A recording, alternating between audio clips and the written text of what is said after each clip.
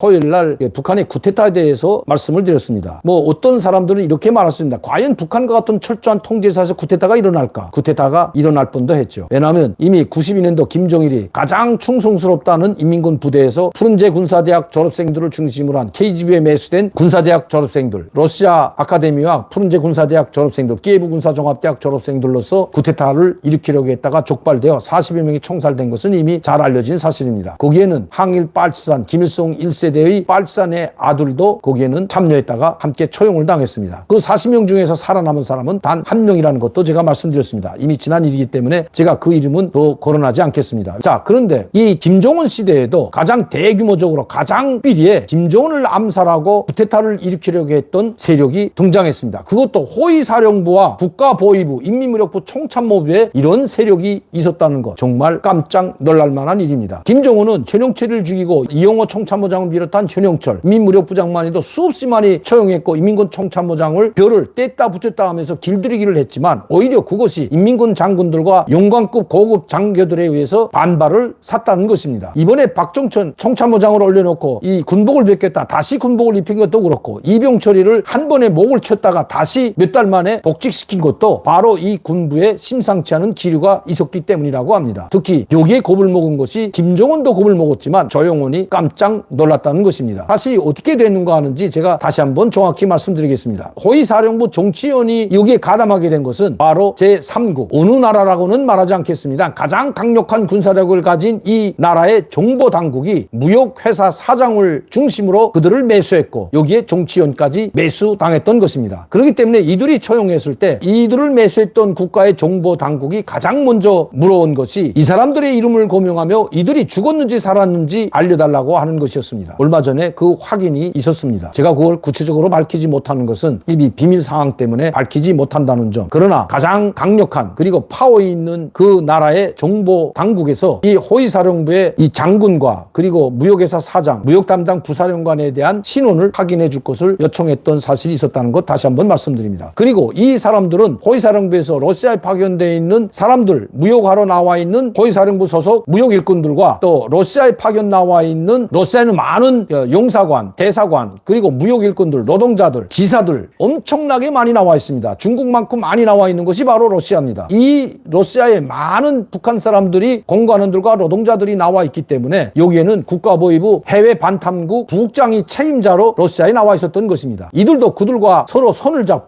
잡게 되었다는 것입니다. 어떻게 손을 잡게 되었을까요? 그건 바로 뒤에서 조종하는 그룹이 있었기 때문입니다. 그리고 이들을 또 이들의 동창, 이들의 지인들이 인민군 총참모부에 있었고 이들과 합세해서 김정은의 일거수일투족을 항상 제3국에 보고가 됐던 것입니다. 김정은 정말 까딱했으면 이들이 체포되지 않았으면 아마 황천객이 됐을지도 모릅니다. 그 동선을 알 수 있는 국가보위부 최종의 요원들 그리고 호위사령부 정치원이 가담됐다면 그리고 김정은의 동선을 제3국으로 넘겨줬다면 김정은의 목숨은 이미 파리 목숨과도 같은 것이기 때문입니다. 그의 동선을 정확히 파악하고 특히 평양의 동선이 아니라 지방 원산이나 삼전이나 저 함경북도 신포나 이런 곳으로 다닐 때 김정은은 상당히 많이 다녔습니다. 그리고 최전방에까지 나왔던 적도 있습니다. 여기 김화군이라는 것은 강원도 김화군은 최전방입니다. 이런 곳에 다닐 때 그들은 땅 밑으로 다니는 것이 아니라 승용차, 벤주를 타고 다니기 때문에 얼마든지 노출될 수 있고 그 동선이 노출되게 된다면 정말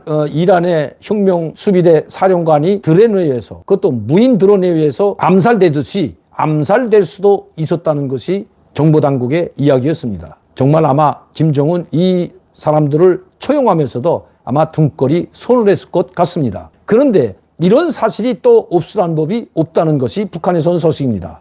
왜냐하면 북한은 김정은은 11년 동안 집권하면서 너무나 많은 사람들을 죽였기 때문입니다. 그것도 일반 서민들도 죽였지만 고위 간부들을 약 2천여 명을 총살하거나 숙청하거나 정치범 형사로 보냈습니다. 그 가족들도 마찬가지죠. 그 대표적 신뢰가 이영호 총참모장이었고 그리고 두 번째가 바로 장성택 행정부장이었습니다. 그 세력들이 여러분 인민군이나 당내에 없을까요? 여러분 저는 최룡해를 보면서 왜 최룡해가 저 핫바지와 같은 최고위원회 상임위원회 위원장 자리로 보냈는지 너무나도 잘 알고 있습니다. 최룡해는 강력한 파워를 가졌을 뿐만 아니라 오랫동안 김정일과 함께 일했고 중앙위원회 위원장을 지내고 청년사업부장을 지내고 도당 책임비서를 지내고 총정치국장을 지내면서 강정군에 오랫동안 몸담고 있었던 사람이 최룡해입니다. 김정은은 최룡해가 두렵기 때문에 바로 핫바지와 같은 김용남이가 있던 자리에 북한의 최고 수장이라고 하는 그 명색상 수장이지만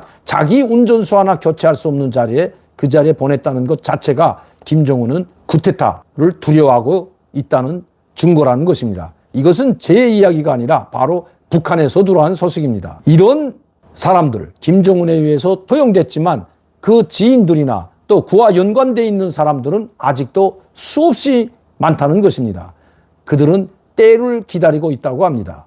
2017년도에 발생했던, 즉 트럼프 대통령과 김정은 사이의 화염과 분노에 서로 끝이 날 것 같지 않았던 전쟁이 시작됐던 그때가 바로 가장 김정은이가 위험했다고 합니다. 왜냐하면 고위층들, 그리고 그 고위층들과 연관 있는 사람들, 정말 트럼프 전 대통령의 말을 그대로 믿었다는 것입니다. 즉 이번에 김정은은 무사치 못하겠구나, 트럼프 이번에 김정은 정권을 끝장낼 것 같다고 생각했다는 것입니다. 이렇게 외부적인 충격이 일어나게 되면 북한 내부에 있는 반 김정은 세력이 힘을 받는다는 것입니다. 제가 이 말씀을 다시 드리는 것은 바이든 대통령과 윤석열 대통령 간의 철저한 한미동맹, 그리고 전략자산 전개가 바로 북한 내부를 흔들 수 있는 지금 그 시점이라는 것입니다.